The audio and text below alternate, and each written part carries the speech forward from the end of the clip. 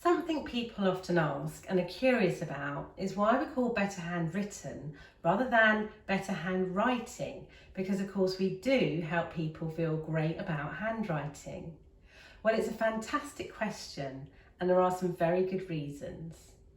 Firstly, we now know that some things are better handwritten, even in this wonderful digital age that we live in. Neuroscience is showing through functional MRI scans that areas of our brains activate when we write by hand that don't when we're just looking at a screen or touching keys on a keyboard.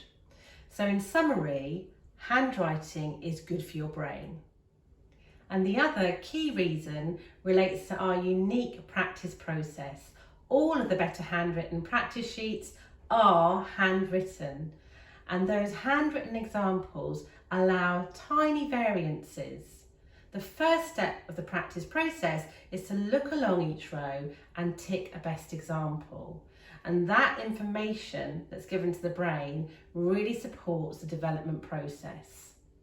So we're better handwritten for better handwriting and so much more.